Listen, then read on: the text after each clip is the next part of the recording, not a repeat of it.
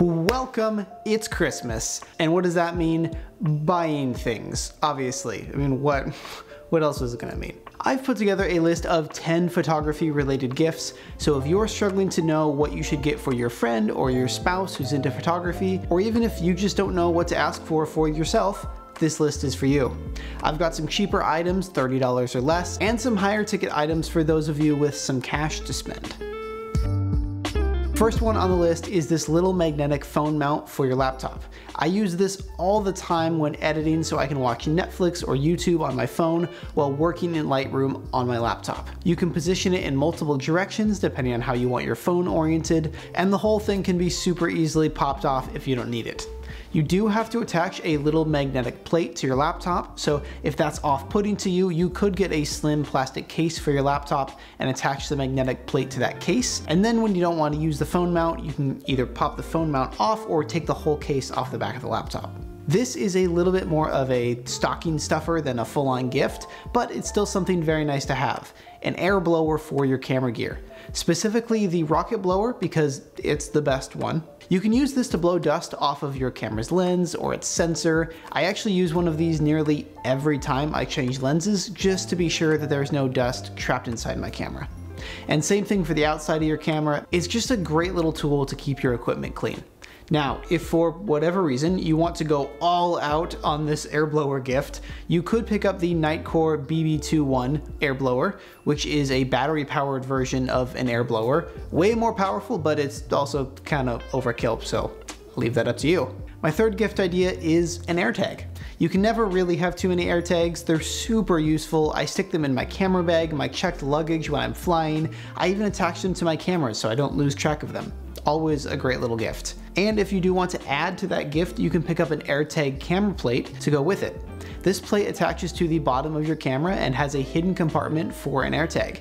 It looks like it's just part of your camera, and then if your camera were to unfortunately get stolen, hopefully the thief wouldn't think to remove that plate, so you can still track where the camera is. Super useful little gadget. Most photographers edit on laptops, and at least to me, one of the most annoying things about laptops is the big charging brick you have to carry with you. Well, if you get this, you don't have to worry about that big brick anymore, because this Anker Charger is the size of an AirPods case. It's super tiny and still delivers 100 watts of power, which is perfect for basically any modern laptop. And if you're using a MacBook Pro, you can still use your MagSafe cable since the other end of that cable is USB-C. Now you have two charging bricks, so you can leave your old one plugged in at home and then bring this new tiny one with you whenever you leave the house. This is where we start getting into the higher priced items, and for my fifth gift idea, we've got Aftershoot.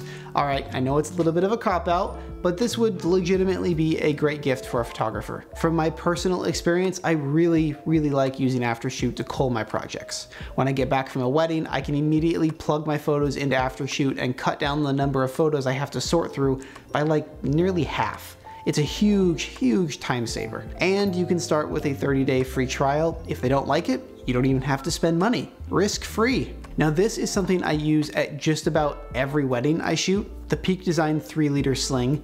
I think the size is perfect. It's big enough to hold a couple lenses if I need to, but it's also not massive and sits very comfortably on my back. I wouldn't call it a tiny sling though, it does have some size to it. It's got a big main compartment and comes with a flexible divider. There's also a small zipper pocket on the inside for small items like a battery or SD cards. And on the front is a slim zipper pocket. I like to keep my wallet in here. One of the things that drew me to this sling in particular is how easy it is to adjust the length of the strap. It's got this little handle thingy which makes it super fast to shorten or lengthen the strap. Number 7 is my favorite computer mouse of all time, the Logitech MX Master 3S.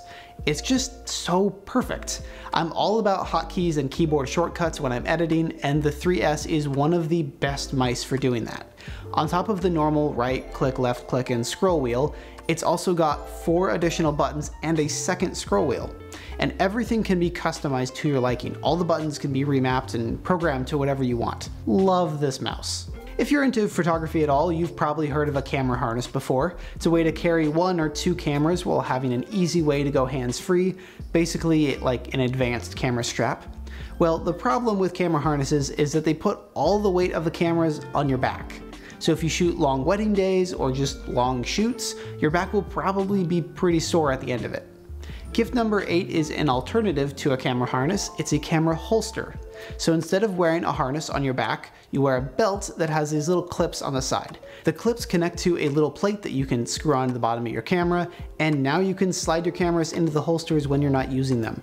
Really helps get the weight off your back, and I've been loving mine ever since I got it. The only downside is that there's no accidental drop safety with these. If you're wearing a harness or a neck strap and you accidentally drop the camera, the strap is gonna save it. With the holster though, if you drop your camera, it's going down. It doesn't bother me at all, but it's worth mentioning. If you don't have a flash for your camera already, or if you need a new one, the Godox V1 is incredible. The round head is really nice, and it's got magnets built into it to support lighting modifiers. Most flashes you need to buy a whole extra thing just to have the option of adding lighting modifiers, but not this one. It's all built in here, and the additional lighting modifiers are quite cheap as well. It's also got a rechargeable battery that can be removed. In my opinion, this is much better than having AA batteries. I hate having to fiddle around with a bunch of AA batteries. This just makes it so much simpler. This flash can even act as a trigger for other flash units if you're using multiple flash units at one time. So you wouldn't need to attach a trigger and then the flash onto your camera. It can all be done just with the flash itself. Just make sure when you buy this that you buy the correct version for your camera brand. If you have a Canon camera, for example, you need to make sure that you get the Canon compatible version of this flash. If you get the Nikon version and you have your Canon camera, they're not going to talk to each other. My final gift idea is for those of you with a bunch of money and a reckless abandon when it comes to gift buying. I think more photographers should get into drone photography, which is why my 10th gift idea is the DJI Mini 4 Pro drone. This is definitely not like the best drone out there, but the image quality is still going to be great. Plus it's a very compact drone and you can easily slip it into a backpack. There are 2 packages you can buy this drone in. One comes with a simple controller that you slip your phone into to act as the display. The other package comes with a more advanced controller that already has its own screen built in. But it is going to be a couple $100 more expensive to get that nicer controller. Personally, I would recommend going with the more expensive one, as I find the built-in screen to be way easier to use and less hassle when I'm actually flying the drone, but I'll leave that decision up to you and your wallet. Everything I covered will be linked in the description below. Hopefully this guide has given you some good gift ideas this year. If you want even more though, check out our gift guide for photographers in the description below. And if you found this video helpful, go ahead and click that like button and subscribe for more photography related content. We'd love to know what other videos you might be interested in watching from us, so comment below, let us know what you want to see. Bye.